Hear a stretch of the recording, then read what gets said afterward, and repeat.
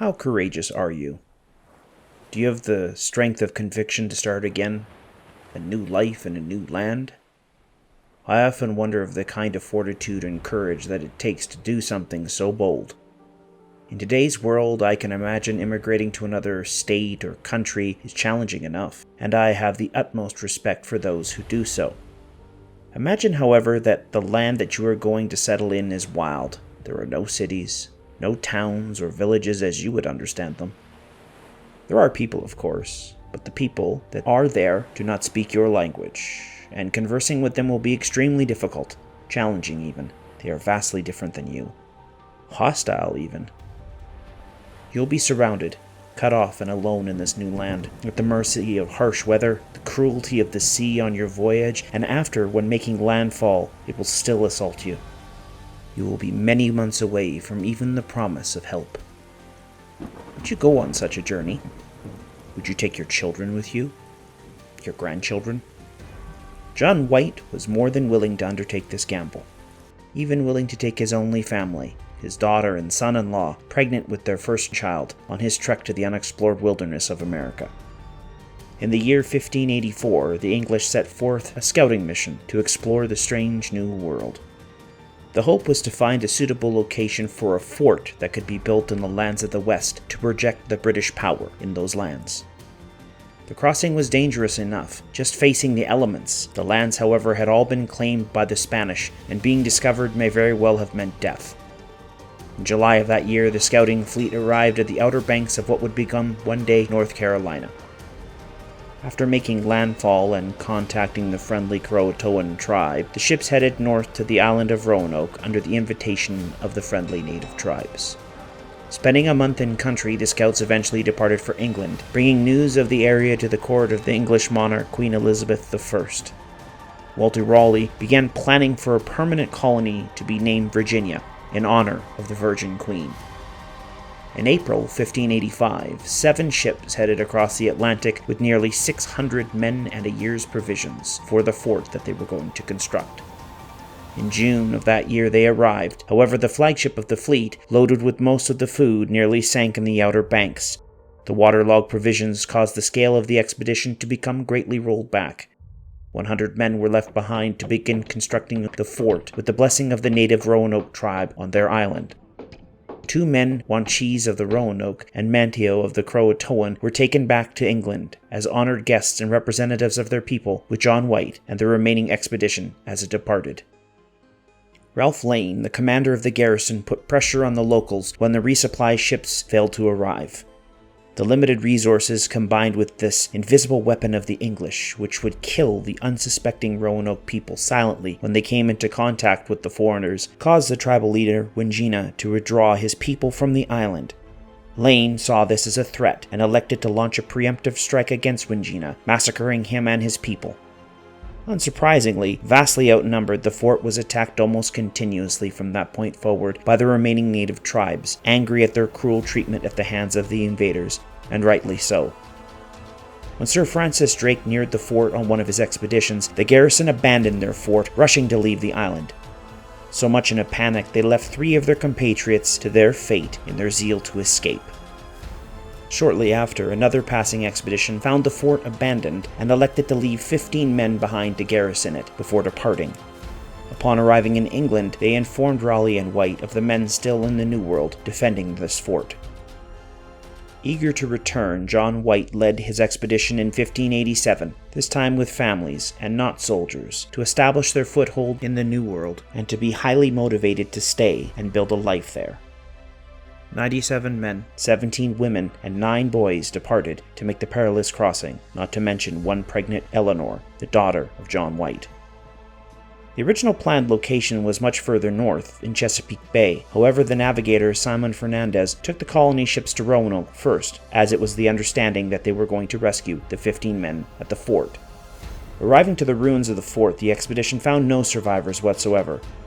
Inexplicably, despite the presence of hostile tribes, Fernandez refused to take the expedition further north, insisting that the colony be established there on the island of Roanoke now.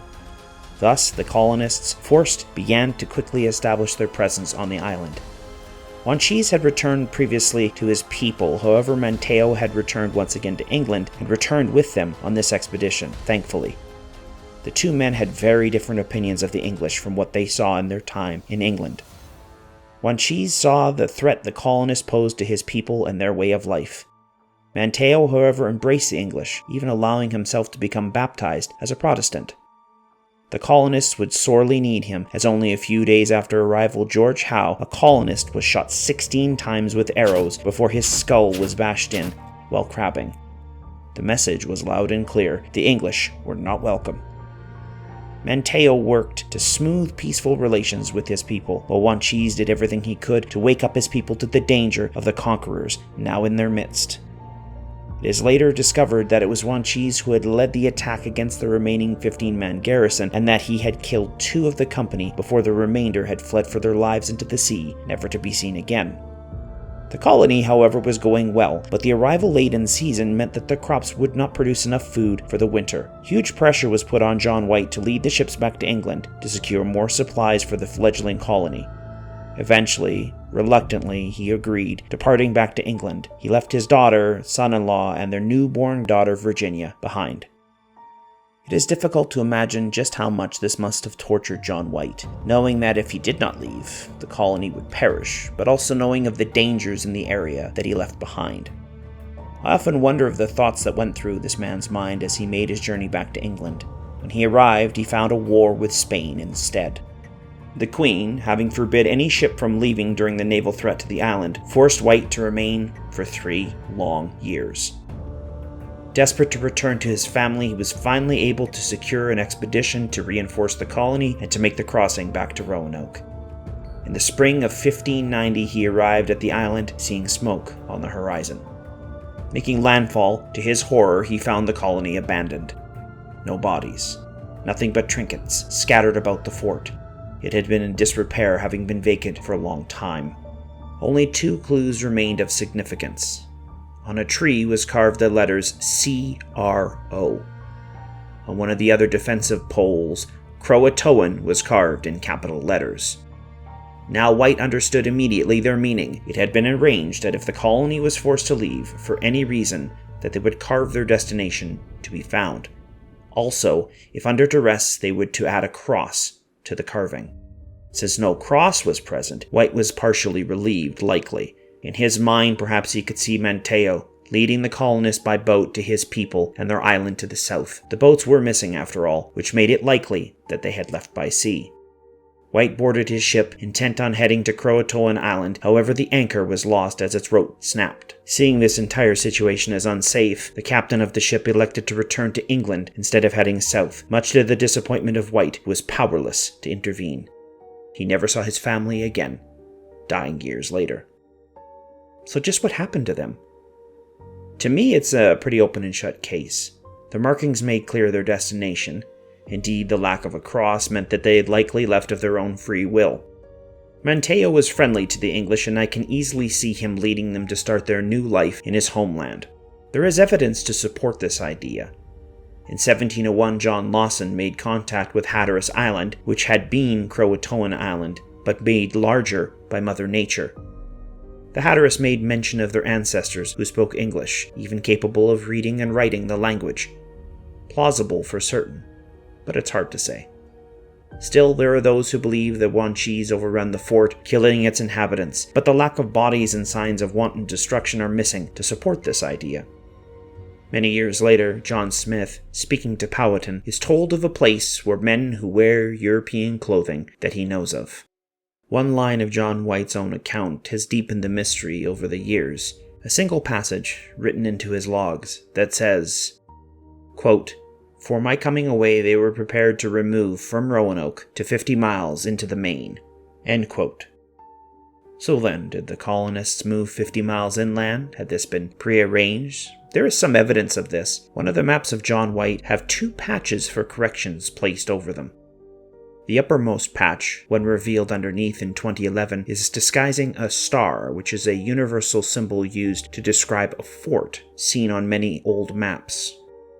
Why would he hide this? To what purpose? We'll probably never know. Questions for certain, but very few answers. Archaeologists have found the remains of both European and native elements on Hatteras Island, which does lead some credence to the idea that they assimilated into the local population, but nothing conclusive has ever been found. And I guess until it is, the mystery of whatever happened to the Lost Colony of Roanoke will endure. I hope you've enjoyed this episode. If you want to support the channel, please click the like, comment, and subscription buttons, of course. And also please follow me at HadrianTV on Twitter to be kept in the loop for any future episodes. Thanks for watching.